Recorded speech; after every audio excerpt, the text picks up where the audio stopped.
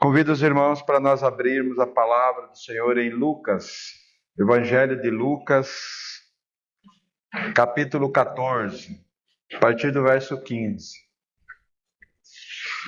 Lucas 14, 15, diz assim a palavra do Senhor.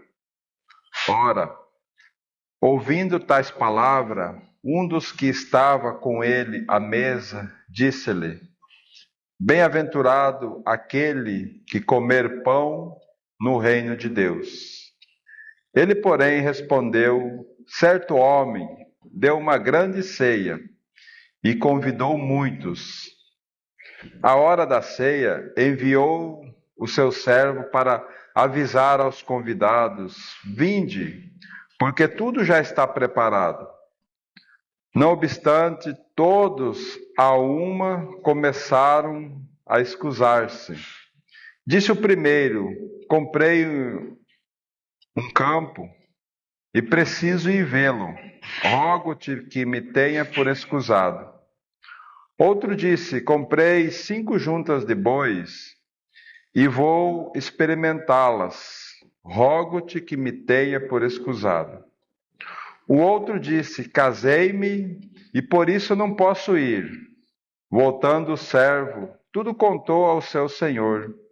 Então, irado, o dono da casa disse ao seu servo: Sai depressa para as ruas e becos da cidade, traze-me para aqui os pobres, os aleijados, os cegos, os coxos.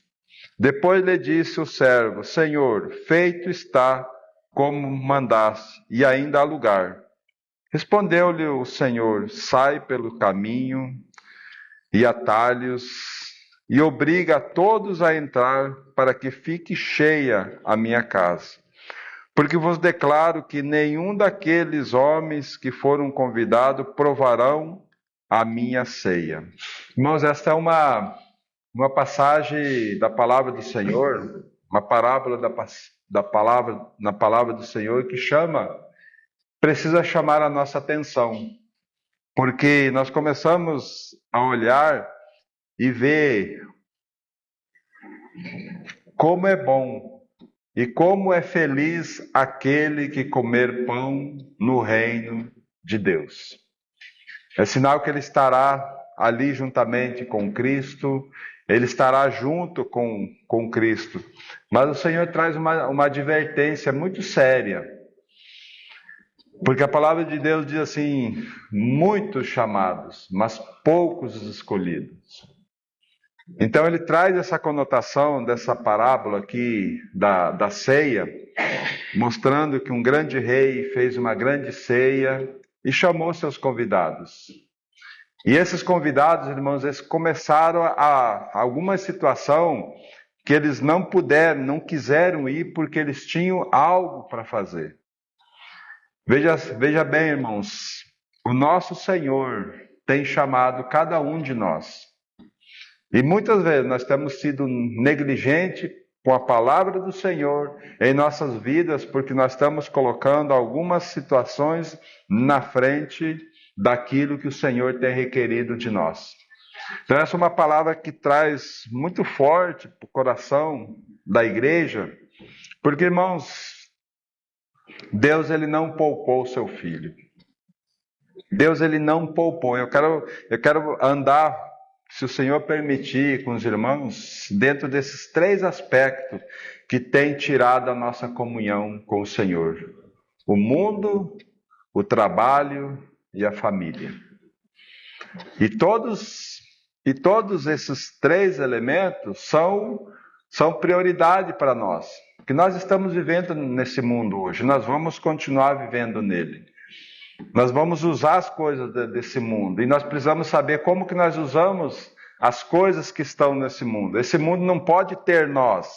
Nós é que temos que usar as coisas que ele tem, que tem no mundo para nós, mas também ele não pode ter nós.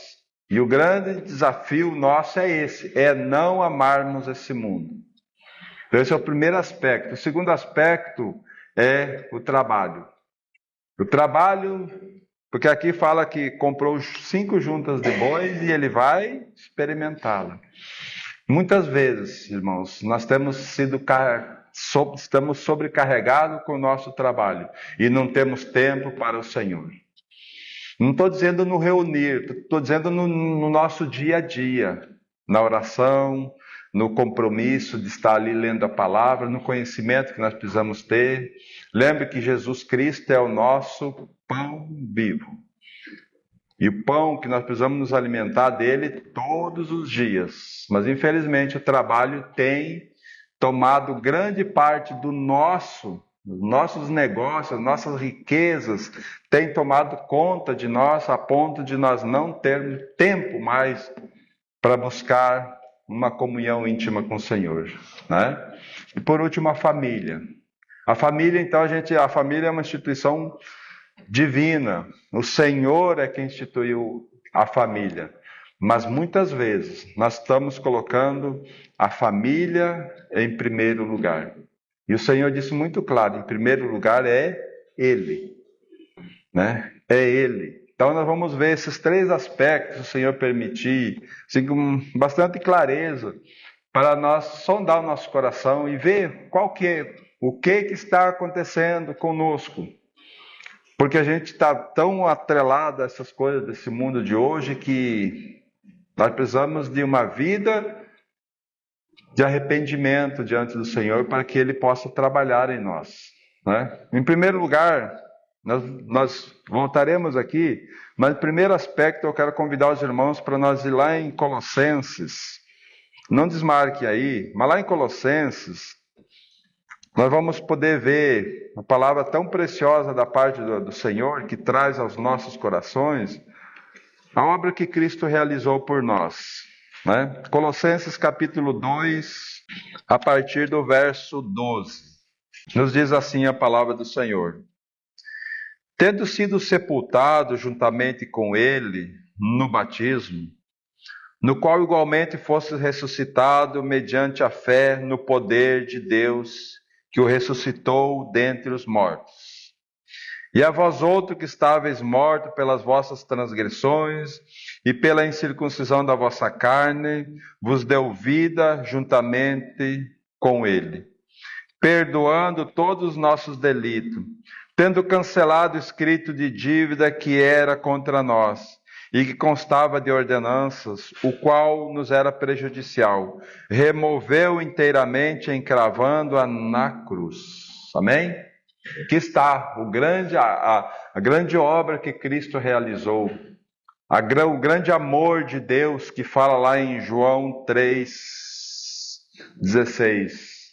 Deus amou o mundo de tal maneira que deu seu Filho unigênito, para que todo o que nele crê não pereça, mas tenha vida eterna. Irmãos, quando nós cremos que nós fomos sepultados juntamente com Cristo, nós cremos que fomos atraídos no corpo dele, cremos que fomos sepultados e que fomos ressuscitados pela fé, nós ganhamos uma nova vida. Nós temos plena convicção de que a nossa natureza, a nossa dívida que era contra nós, Jesus Cristo pagou. Não temos mais dívida com ninguém, porque Cristo saldou a nossa dívida. Por isso é que nós somos a igreja do Senhor. Por isso que o Senhor agora, ele se tornou Senhor absoluto das nossas vidas, porque Ele nos comprou. Então, irmãos, e aí nós vemos um texto desse, nós podemos ver quão precioso é nós poder ver esse texto de Lucas capítulo 14, essa grande ceia. Sabe, quando Ele nos salvou, Ele nos convida, né? Como Ele estava ali em Mateus capítulo 11, quando Ele faz aquele convite maravilhoso: vinde a mim todos vocês que estão cansados, né? Vinde a mim. Como que nós vamos para o Senhor? Nós vamos para o Senhor todo arrebentado, mas Ele quer que nós vamos para Ele. Estamos cansados, sobrecarregados, mas Ele diz: venham para mim e aprendam de mim, que eu sou manso e humilde de coração. Sabe, então nós temos um refúgio muito seguro nesse Senhor. Por isso que Ele profere essa parábola aqui em Lucas, mostrando algo tão, tão real, né? Dizendo assim, aí alguém diz para ele, é mais, a bem-aventurança aqui significa, é mais do que feliz o homem que come pão no reino de Deus, né? Então é mais do que feliz. E então ele expõe essa parábola, por quê, irmão? Porque a palavra de Deus diz, muitos são chamados, mas poucos escolhidos. O caminho que entra para o reino, ele é estreito, ele é apertado, e são poucos os que querem trilhar esse caminho. Por quê? Porque na caminhada que nós ouvimos a palavra do Senhor, cremos nele, isso é muito precioso. Nossa, eu sou uma nova criatura agora, nossa, vai ser maravilhoso e eu quero dar testemunho para o mundo todo, eu estou todo feliz. Mas o Senhor disse agora, meu filho, você precisa negar a si mesmo para buscar, para me seguir. Você precisa tomar a sua cruz para me seguir. Porque esse caminho pelo qual você vai chegar a mim é um caminho apertado, é um caminho onde essa bagagem que você tem não passa. E qual que é a bagagem que eu tenho? O meu eu, as minhas avarezas, os meus desejos por esse mundo. Tudo isso não vai passar. Vai ter que ficar pelo lado de fora. É a cruz que nós temos que tomar. Para tirar isso tudo de nós, para nós poder trilhar esse caminho. Então ele faz esse convite e ele chama, e ele manda chamar os aleijados, coxos, aqueles pobres, né, para que entrem. E ainda vai lá, e ainda tem lugar, vai lá e busca. Por quê? Porque o Senhor quer a casa cheia. O desejo do Senhor é não perder nenhum. E ele fala para Deus, aqueles que o Pai deu para ele, ele não perdeu nenhum, exceto o filho da perdição, para que se cumprisse as Escrituras. Então ele não quer perder nenhum de nós. Sabe por quê que Cristo não vai perder nenhum de nós? Porque foi Deus quem nos deu para ele. Foi Deus. Não foi eu que quis. Não foi nós que dizemos assim, um dia estávamos ali e dizemos, irmãos, vamos nos reunir e vamos ser do Senhor de hoje em diante. Não, foi Ele que conquistou cada um de nós. Foi Ele que se revelou a cada um de nós. Foi Ele que nos deu fé para nós crer, porque nem fé nós não tínhamos. Ele permitiu que nós fôssemos lá na lama, onde não tínhamos mais força. Aí Ele foi lá com a sua palavra, mostrando para nós que tinha uma salvação. Que tinha uma salvação. E foi lá e nos tirou. E hoje ele tá ansioso para que nós possamos trilhar esse caminho. Olhe, vire a página aí para o capítulo 12, aí de Lucas. Capítulo 12 de Lucas, a partir do verso 31. Olha que palavra preciosa aqui, irmãos. Fala assim: buscai antes de tudo o seu reino, e estas coisas vos serão acrescentadas. Que coisas vos serão acrescentadas? As que ele começou a falar aqui no verso 22, né? Quando ele diz assim, a seguir dirigiu-se Jesus a seus discípulos, dizendo, por isso vos advirto, não andeis ansiosos pela vossa vida, quanto ao que haveis de comer, nem pelo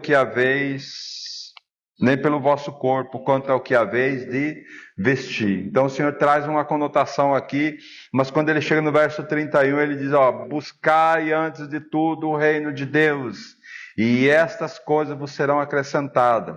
Agora veja esse verso 32, precisa chocar o nosso coração, dizendo assim, não temais, ó pequenino rebanho, porque vosso Pai se agradou em dar-vos o seu reino. Olha só que preciosidade, irmãos. Não temam. Não temam as adversidades que virão. Busquem o reino de Deus em primeiro lugar. Não fiquem olhando para as coisas que estão ao vosso redor, porque o vosso Pai agradou em dar-vos o seu reino. Isso é algo extraordinário para nós, irmãos. É algo para nós pegar assim, agarrar. Por isso que o verso 33 ele diz assim: vendei os vossos bens, dai esmola, Fazei para vós outros bolsas que não desgastem, tesouros inextinguíveis nos céus, onde não chega o ladrão, nem a traça consome. Porque onde está o vosso tesouro, aí estará também o vosso coração. Aí estará o vosso coração. Então, aonde é que está o nosso tesouro? Essa é a grande pergunta que nós precisamos fazer para nós. Meu tesouro, aonde está? Porque aonde estiver o meu tesouro, o meu coração estará ali. E quando o meu coração, e naquilo que o meu coração está aplicado, eu vou lutar. Eu vou batalhar. E eu vou conquistar. Por quê? Porque o nosso coração está aplicado naquilo. Por isso que o Senhor de Deus disse, busquem primeiro o meu reino e a justiça dele. Não se preocupe com essas coisas, não se preocupe com o seu corpo, não se preocupe com o que você vai comer, porque eu vou dar no tempo certo. E nós muitas vezes, irmãos, temos deixado o Senhor em último lugar. Temos dado ênfase para as coisas desse mundo, temos buscado no nosso trabalho uma satisfação, né, para preencher o nosso tempo. E cada dia nós estamos ansiosos para trabalhar mais e as coisas do Senhor têm ficado para trás.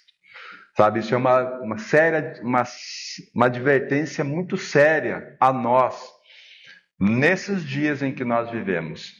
Porque nunca houve um tempo tão precioso para a comunhão do Senhor, mas também nunca houve um tempo onde o mundo está tão fascinado, está fascinando os nossos olhos. O mundo está atraindo cada um de nós e nós precisamos urgentemente tomar um posicionamento, sondar o nosso coração e ver onde está o nosso coração. Se o nosso coração está aplicado em coisas que não são adequadas para o Senhor, nós precisamos ter a ousadia de Davi, lá no Salmo 51, verso 10. Cria em mim, ó Deus, um coração puro, e renova dentro de mim um espírito inabalável. Cria em mim, ó Deus, um coração puro. Porque daí, quando nós temos um coração puro, movido pelo Senhor, a ênfase vai ser o Senhor. E não mais coisas. As coisas nós vamos ter satisfação nelas se o Senhor nos der. Então, irmãos, isso é algo bastante sério nesse tempo em que nós estamos vivendo. Então, irmãos, nesse texto de Lucas 14 que nós lemos, o verso 18 nos fala assim: não obstante, todos a uma começaram a escusar-se. Disse o primeiro: comprei um campo e preciso ir vê-lo. Rogo-te que me tenha por escusado. Rogo-te que me deixe de lado, porque eu estou muito ocupado. Eu estou muito fascinado por aquele campo. O mundo está sendo atraído, o mundo está sendo atrativo para nós. O mundo está nos conquistando dia a dia, se nós não tomarmos uma posição. Sabe o que o Senhor fala em relação ao mundo para nós? 1 João 2,15 nos fala assim, irmãos: não ameis o mundo, nem as coisas que há no mundo. Se alguém amar o mundo, o amor do Pai não está nele. Olha como é sério. Quem ama o mundo, o amor do Pai não está nele. Por quê, irmãos? Porque nós precisamos compreender um detalhe aqui, irmão. Porque quando nós cremos na obra de Cristo, o amor de Deus foi derramado em nosso coração. O amor de Deus foi derramado em nosso coração. Agora, derramou e conquistou nós. Derramou e ganhou o nosso coração. Agora, se nós não tomarmos a nossa cruz para seguir o Senhor, o amor dele vai ser trocado pelas coisas do mundo. E aí a palavra é muito clara. Quem ama o mundo, o amor do Pai não está nele. Simples. Porque como que o Senhor vai encher o nosso coração se o nosso coração já está cheio? O mundo ele arromba o teu coração. O mundo ele traz coisas para você e te empurra e te força. Deus não. Deus não faz. Deus mostra. E Ele te mostra até as consequências se você não buscar Ele. E te mostra as consequências quando você busca Ele. Você precisa ter o livre-arbítrio. O mundo não. O mundo te soca, o mundo quer saber que você seja dele. Né? Mas o Senhor não. O Senhor derramou o seu amor, mas Ele quer que nós o amamos espontaneamente. Por isso que Ele traz: não ameis o mundo, nem as coisas que há no mundo. Se alguém amar o mundo, o amor do Pai não está nele. Em vários lugares o Senhor diz assim: não andeis ansiosos, não andem ansiosos pela vossa vida, quanto àquilo que você vai comer, quanto àquilo que você vai vestir. Não ande ansioso, porque o Senhor conhece a natureza que nós herdamos, uma natureza pecaminosa. Né? Então esse texto é muito claro, irmão: não ameis o mundo. E aí o verso 16 fala assim: porque tudo que há no mundo, a concupiscência da carne, a concupiscência dos olhos e a soberba da vida, não procede do Pai, mas procede do mundo. Né? Os três aspectos, irmãos, que Satanás ofereceu para Eva, a serpente lá no jardim do Éden. As três coisas que ela olhou para aquela árvore, era fruto desejável para se comer, para dar, né, para dar entendimento. Então tudo isso, e as mesmas três coisas que Satanás ofereceu para Jesus quando ele estava lá no deserto. Quando ele passa pelo Rio Jordão, foi batizado, recebeu o Espírito Santo, recebeu a palavra do Pai: esse é meu filho amado, em quem eu me comprazo. Então o Espírito leva ele para o deserto e ali ele é tentado pelo diabo. Né? O primeiro aspecto que ele diz assim: você está com fome, né? Manda que essas pedras se transformem em pães. Né? O segundo aspecto que aconteceu ali, ele leva ele mostra todos os reinos do mundo para ele e diz: ó, eu te darei toda essa glória se você me adorar. Né? Te darei tudo para você. E depois ele leva ele para aquele pináculo do templo e diz: ó, tira-te aqui para baixo, porque seu pai dará ordem a seus anjos que te guardem. Né? E aí ele diz: não tentará o Senhor teu Deus. Então, irmãos, as três coisas, e essas três coisas traz muita clareza para nós. A concupiscência da carne. Qual que é a concupiscência da carne? É querer satisfazer os desejos da nossa carne. A concupiscência dos olhos é tudo aquilo que nós vemos, nós queremos para nós. Né? O segundo aspecto lá que Satanás oferece para Jesus é o pináculo do templo. O último ele leva para uma montanha muito alta e mostra todos os reinos do mundo. Né? Esse segundo aspecto mostra você querer ser superior aos outros, você querer ser algo melhor do que os outros, porque você vê, você almeja. Né? E por último, a soberba da vida. Né? Eu me basto, eu sou o meu próprio Deus, o Deus da história sou eu olho somente para o meu umbigo. Não é isso que está acontecendo nesse mundo, uma briga, um querendo ser maior do que o outro. Tudo isso por quê? Porque o amor desse mundo não saiu desses corações, né? E aí o verso 17 fala assim: ora, o mundo passa bem como a sua concupiscência. Aquele que, porém, que faz a vontade de Deus, permanece eternamente. Aquele que faz a vontade de Deus tem a sua vida pautada na vontade de Deus, e não na concupiscência da carne, não na concupiscência dos olhos, e nem na soberba.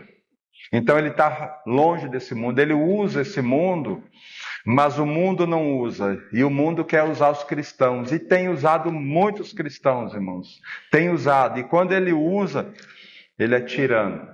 Esse mundo escraviza, esse mundo faz com que nós nos perdemos a nossa vida eterna. Então esse primeiro aspecto, irmãos, é muito importante, nós sondar o nosso coração, né? Nós cuidar. Êxodo capítulo de número 5, olha que interessante esse verso, que vai trazer muita luz para nós também em relação ao mundo e em relação ao trabalho também. Aqui, seus irmãos, todos nós temos familiaridade com Êxodo, a partir do verso 4, aonde o Senhor manda Moisés falar com o Faraó para que libertasse o povo dele, para que o povo fosse liberto. Então, olha que interessante, porque o Egito tipifica o mundo, Faraó tipifica o diabo. Se nós amarmos o mundo, nós estamos servindo ao diabo, que é o príncipe desse mundo, né? E se nós amarmos, e se nós quisermos sair desse mundo, dizendo assim, como o Senhor disse para nós que nós somos a igreja dele, igreja é eclesia, aqueles que foram tirados para fora. Então, quando nós queremos sair para fora, o diabo não vai permitir. Olha o que aconteceu aqui quando Moisés vai ao Faraó. Então ele fala com o Faraó, ele diz para o Faraó, no verso aqui no capítulo 5, no verso 3, ele dizendo assim, eles prosseguiram, é isso aqui, Moisés prosseguindo, dizendo assim, o Deus dos Hebreus nos encontrou, deixa-nos ir caminho de 3 dias ao deserto para que ofereçamos sacrifício ao nosso Deus. E não venha ele sobre nós com pestilência ou com espada. Então esse é o propósito do Senhor. Caminho de 3 dias. Nossa morte, porque não foi ele que nos encontrou. Assim como ele nos encontrou hoje, foi ele que foi ao encontro desse povo que era escravizado. Mas quando eles dizem isso, a partir do verso 6, olha o que aconteceu. Naquele mesmo dia, pois, deu ordem Faraó aos superintendentes do povo e aos seus capatazes, dizendo, daqui em diante não torneis a dar palha ao povo para fazer tijolos, como antes.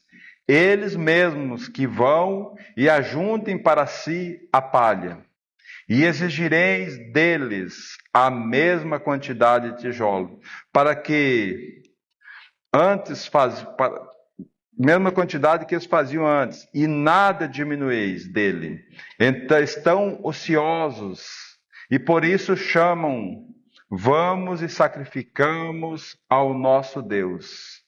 Agrave-se o serviço sobre esses homens, para que eles se apliquem e não deem ouvido às palavras mentirosas. Olha, irmão, o diabo sempre está falando isso, chamando as palavras de Deus de palavras de mentirosas. Então isso é um alerta para nós, porque quando ele está vendo que nós vamos querer sair desse mundo, ele tem trazido muito atrativo para nós. Ele tem tentado segurar nós com coisas desse mundo. E ele tem conquistado muitos. E ele está agravando nossos irmãos, muitas vezes aquela porta que te abriu, não foi, o que você pensou que foi Deus, não foi Deus. Ore ao Senhor quando abrir uma porta para você. Busque a mente do Senhor quando uma porta se abrir. Senhor, eu entro ou não? Senhor, essa porta é do Senhor ou não? Porque pode ser o diabo trazendo uma porta para te atrair, para que você não tenha tempo, para que você esteja tão ocupado todo o tempo que você não tenha tempo de orar ao Senhor, você não tenha tempo de ler a palavra do Senhor e você não tenha tempo de congregar com os teus irmãos. Sabe, esses três aspectos é muito importante. Nós não devemos negociar. Ler a palavra, orar ao Senhor, que é a comunhão, a consagração que eu devo ter com o Senhor e o reunir da igreja do Senhor. Sabe, esses três aspectos não podemos negociar e o diabo vai querer. Então, irmãos, esse é um grave erro nosso. E aqui nós estamos vendo. Agrave-se, pois, o serviço a esses homens, para que eles se apliquem e não deem ouvidos a palavras mentirosas. Então, isso é uma advertência muito séria para nós, como igreja do Senhor, sabe? Para nós sondar, para nós não ficarmos ociosos, ansiosos, depressivos. Quantos cristãos depressivos hoje? Por quê, irmão? Porque se deram ouvidos àquilo, entraram pelas portas onde não deveriam entrar, e então a opressão, a depressão e muitos suicídios de cristãos nesses dias. Um alerta para nós. Então, irmãos, tenhamos cuidado, sondemos o nosso coração. Como que está o nosso coração em relação a esse mundo? Como que nós estamos amando as coisas desse mundo? Nós precisamos amar mesmo ao Senhor e usar as coisas que o Senhor tem dado para nós, usufruir desse mundo, né? Então esse é o primeiro aspecto bastante interessante para nós, né? Mas nós temos o segundo aspecto, irmãos, que fala do serviço. E a própria palavra de Deus diz que nós precisamos trabalhar. Aquele que não trabalha, que não coma. Sabe, é muito sério isso, mas o Senhor impõe limites. O Senhor tem os seus limites, porque é no trabalho que nós vamos ter o sustento da nossa família, mas não exageradamente, porque nós temos muitos compromissos na nossa casa, na igreja, né? Então esse aspecto que nós lemos lá também vai nos afastar da comunhão da igreja, porque ele vai nos encher de serviço, né? Mas volte lá para Lucas capítulo de número 12. Vamos olhar para esse aspecto de serviço, riquezas, né, que atrai nós. Aqueles 5 juntas de bois, ele foi provar e ele não pôde participar das bodas, das festas lá. Por quê? Porque ele estava olhando para aquela situação que ele tinha comprado e ele tinha que ir lá. Mas ele poderia muito bem, aquele cidadão poderia muito bem ter deixado a junta de bois e ir lá na festa e depois ir provar, e depois ir lá testar elas. Mas o coração dele estava ganho por aquele serviço. E ele tinha que ir, sabe? Isso é um alerta bastante grande para nós. Então aqui em Lucas capítulo 12, a partir do verso 15. Então ele recomendou: tende cuidado e guardai-vos de toda e qualquer avareza, porque a vida de um homem não consiste na abundância de bens que ele possui. Então, quer dizer, chama atenção, tende cuidado, que a tua vida não está atrelada a tudo aquilo, a avareza, ela pode te possuir mais, não te dá satisfação naquilo que você tem. Naquilo que você tem, né? Então é algo para nós nos cuidar por causa da avareza, porque ela pode tirar nós do caminho da comunhão, do caminho da leitura, do caminho da consagração ao Senhor, né? Então ele traz uma parábola aqui dizendo assim, o verso 16: E lhes proferiu ainda uma parábola, dizendo: o campo de um homem rico produziu com abundância. E arrazoava consigo mesmo, dizendo: que farei? Pois não tenho onde recolher os meus frutos. E disse: farei isso: derrubarei os meus celeiros, reconstruí-lo-ei maiores, e aí recolherei todo o meu produto e todos os meus bens. E então direi à minha alma: tens em depósito muitos bens para muitos anos. Descansa, come, bebe e regala-te. Mas Deus lhes disse: louco, essa noite te pedirei a tua alma. E o que tens preparado para quem será? Assim é o que entesoura para si mesmo e não é rico para com Deus. Amém? Aqui está algo bastante grave para nós, né? Os irmãos percebem que aqui no verso 17, ele diz assim: os meus frutos. No verso 18 ele fala assim: os meus celeiros. E ainda no verso 18 ele diz: o meu produto. No verso 19 ele diz: e direi a minha alma. Né? Então veja só, sempre no pronome possessivo: o meu, meu, meu. O meu emprego, a minha empresa, os meus funcionários. Sabe, então isso é um perigo muito grande de nós querer ter mais. O Senhor às vezes nos dá com abundância, mas Ele quer que nós repartimos. Esse homem, ele tinha celeiros. E com certeza o celeiro dele estava cheio, porque ele não tinha onde colocar mais mantimento, né? Ele poderia ter distribuído. Porque, e com certeza, se o Senhor te desse mais um ano para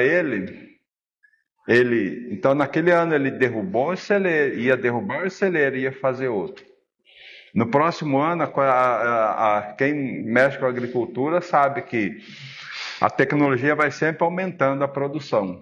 A não ser quando a natureza vem de encontro e traz uma seca. Mas senão ela vai sempre aumentando a produção. Ou a pessoa que está ali, ele quer um pouquinho mais de terra. E aí, no outro ano, ele teria que desmanchar aquele celeiro de novo e fazer maiores. Então, todo ano ele tinha um trabalho desmanchando, por quê? Porque ele não estava satisfeito com aquilo que Deus tinha dado para ele. Mas o Senhor chama a atenção dele: ó, louco, você está querendo fazer tudo isso, você está querendo olhando só para você. Esta noite te pedirão a tua alma. Isso tudo que você preparou, para quem será? Sabe, então traz um alerta aqui, esse verso 21, dizendo assim: assim é o que entesoura para si mesmo e não é rico para com Deus. Por isso, irmãos, que a palavra de Deus diz lá no texto que nós lemos: aonde está o teu tesouro, aí estará o teu coração. O coração desse cidadão aqui estava na produção dele. E nessa produção ele estava angustiado somente com aquilo. Ele não olhava a circunstância dele em volta, né? Mas ele queria era só juntar aquele tesouro para si e dizer assim: agora você está tranquilo, agora você pode descansar, né? Agora você pode cruzar os braços. Muitas vezes nós não lutamos dessa forma. Lutamos e ainda falamos: somos novos, diz assim: não, eu tenho que trabalhar, eu tenho que ganhar, eu tenho que juntar. E quando eu estiver com já farto, aí eu vou para o Senhor. Aí eu vou servir o Senhor. Aí eu vou servir o Senhor, porque daí eu não preciso que os irmãos me ajudem.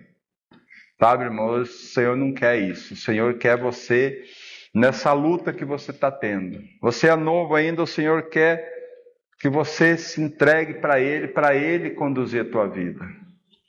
Para que quando você chegar numa certa idade, você possa aproveitar do Senhor e Ele vai te dar graça para você ter prosperidade aqui nesse mundo. Você tem satisfação, porque a grande dificuldade, sabe, irmãos, se os irmãos forem fazer uma pesquisa nessas pessoas que não conhecem o Senhor, que ganharam muito dinheiro, que hoje já têm uma idade, eles não podem comer nem quase que nada, e fica tudo aquela riqueza, sabe, eles são infelizes. Tem muitas pessoas de posses aí fora se suicidando, porque não tem o Senhor. Sabe, então como nós precisamos sondar o nosso coração e ver que precisamos trabalhar sim, mas nós precisamos trabalhar olhando para o Senhor, naquilo que o Senhor quer para nós. Porque a palavra de Deus diz lá em Tiago, não, em 1 Pedro, tendo com que comer e com que se vestir, estejais contentes. É isso que o Senhor quer dar. Contentamento para o nosso coração. Se Ele nos dá contentamento, esse contentamento é Ele. Então, se nós tiver posse, nós vamos estar felizes. Se nós não tiver, nós vamos estar felizes. Mas uma coisa Ele garante: o pão de cada dia não faltará. O pão de cada dia Ele dará. Ele dará por quê, irmão? Para aqueles que Ele tem limitado, porque Ele tem a igreja dele com o coração para auxiliar. E nessa igreja Ele tem aqueles que Ele deu em abundância para que eles não construam celeiro para eles, mas que eles possam olhar para aqueles que estão em dificuldades. Por isso que a igreja precisa funcionar, irmãos. Por isso que nós precisamos. Aos pés do Senhor, o serviço diaconal precisa funcionar, porque os diáconos é que vão sondar. Irmão, tem uma família nossa que está necessitada. Então nós vamos orar ao Senhor e o Senhor vai levantar aquele que vai, sabe? Então esse é o cuidado que o Senhor quer fazer conosco, sabe? Então isso é muito precioso. Agora, muitas vezes nós colocamos o nosso coração naquilo que o Senhor não quer para nós. E aí o trabalho nós acabamos sendo escravos do trabalho, né? E nós não temos nem vida para nossa casa porque nós estamos trabalhando muito. Então o trabalho pode nos atrapalhar, irmãos. Esse cidadão, ele tinha 5 juntas de bois, ele não pôde participar das bodas do rei lá, por quê? Porque ele tinha que olhar, ele tinha que ir lá no campo, naquele momento. E isso é uma armadilha para nós. Quantas vezes nós deixamos de congregar por causa de compromissos que nós assumimos? O diabo tem trazido muito serviço para nós, mas nós precisamos ir aos pés do Senhor. Nós precisamos que o Senhor nos ajude, né? Para que até mesmo eu vou começar a trabalhar. Senhor, qual é o meu trabalho? Esse trabalho Senhor, esse trabalho meu, eu não vou poder congregar domingo com os irmãos, porque é um trabalho assim, assim. Será que é do Senhor? Sabe, irmão, precisamos sondar o nosso coração, até nisso. Então, que o Espírito do Senhor nos ajude, irmão, nessa questão, né? E o último aspecto que nós vimos lá é sobre a família, né? Também é algo bastante interessante para nós. Nós estamos aqui em Lucas 14, 25, diz assim: grandes multidões o acompanhavam, e ele, voltando-se, lhe disse: se alguém vem a mim e não aborrece a seu pai e mãe, e mulher e filhos, e ainda irmãos e irmãs, e ainda a própria vida, não pode ser meu discípulo. E qualquer que não tomar a sua cruz e vier após mim, não pode ser meu discípulo. Agora olha o verso 33. Assim, pois, todo aquele que dentre vós não renuncia a tudo quanto tem, não pode ser meu discípulo.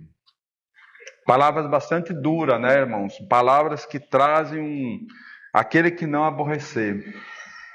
Mas nós precisamos ir aos evangelhos para nós conseguir ver o que realmente significa isso. Para nós buscar um significado, porque o aborrecer aqui parece que é aquela questão de você teimar sempre com o pai, com a mãe. E a palavra de Deus diz que nós precisamos honrar o nosso pai, nossa mãe.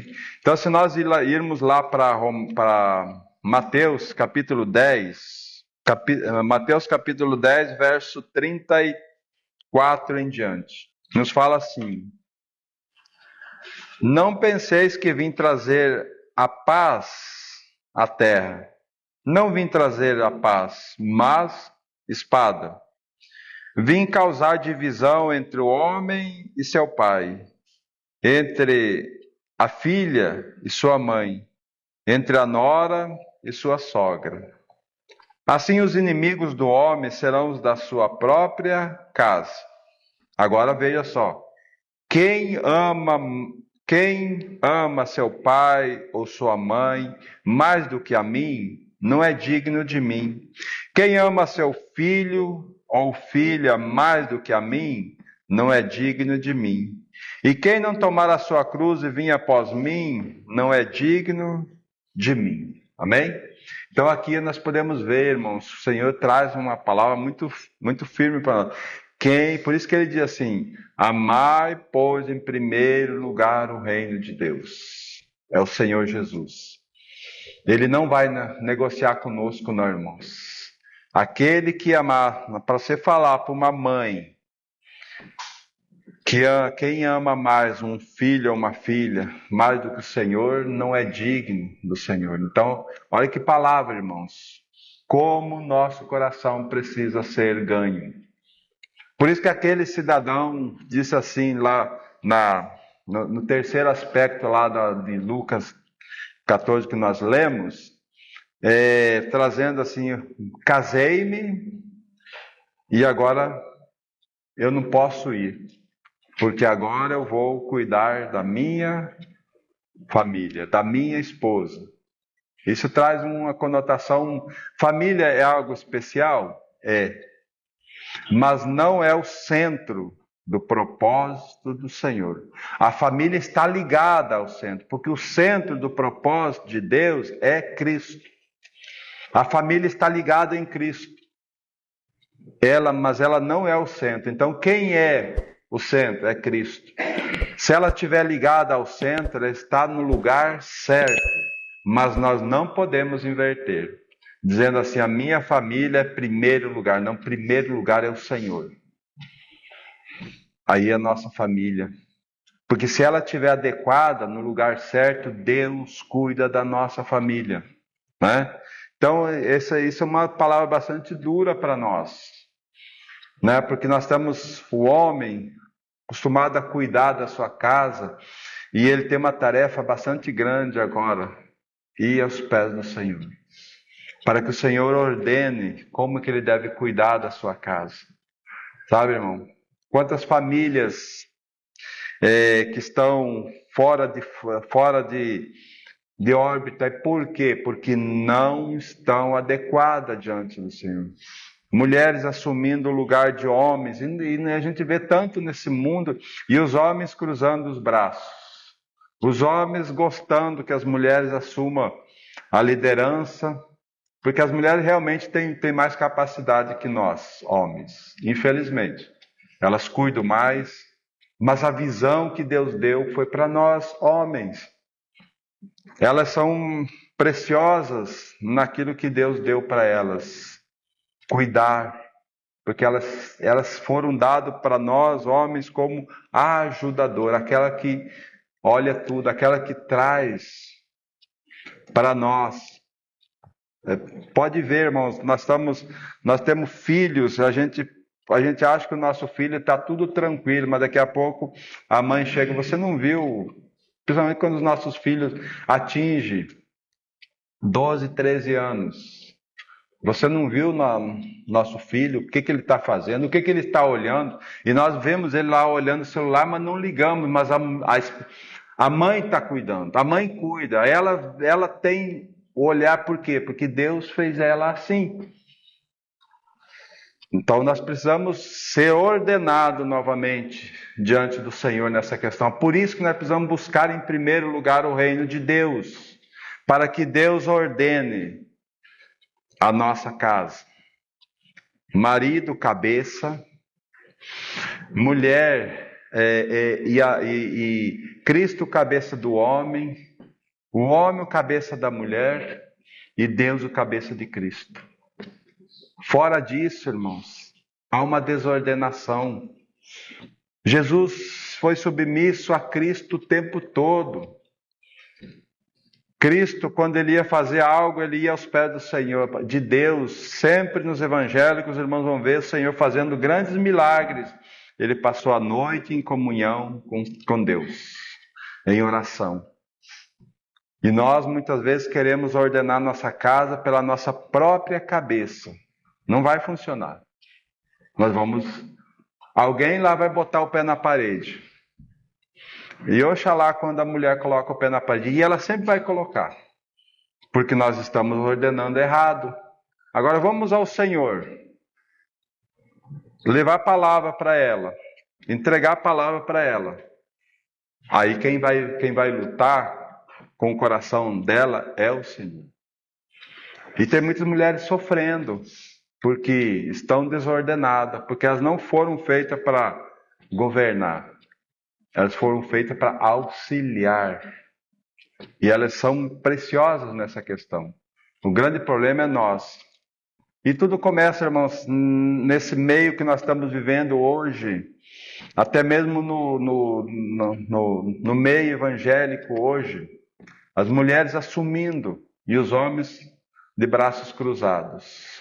É tudo que o diabo quer. É tudo que o diabo quer.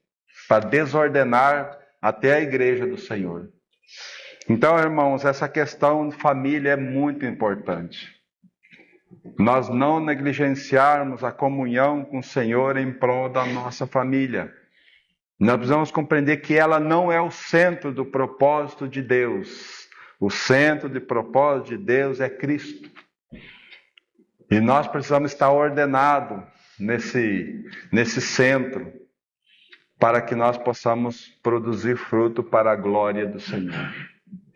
Então, como nós precisamos, irmãos, que o Senhor realmente ajude nós, ganhe o nosso coração, nesses aspectos são simples, mas muito profundos, que traz um viver para a nossa vida com muita seriedade diante do Senhor.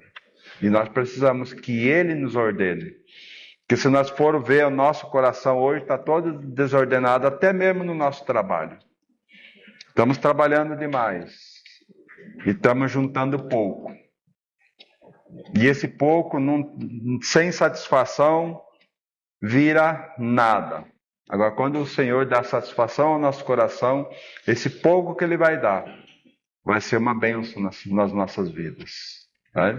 O Senhor nos ajude, irmãos, a sondar o nosso coração, a ver a necessidade que nós temos de buscar o Senhor em primeiro lugar. A necessidade que temos, irmãos, de ir aos pés do Senhor, clamando para Ele, para que Ele ordene a nossa vida em relação a esse mundo, a nossa vida em relação ao nosso trabalho, a nossa vida em relação à nossa família, para que nós possamos produzir fruto para a glória do Senhor.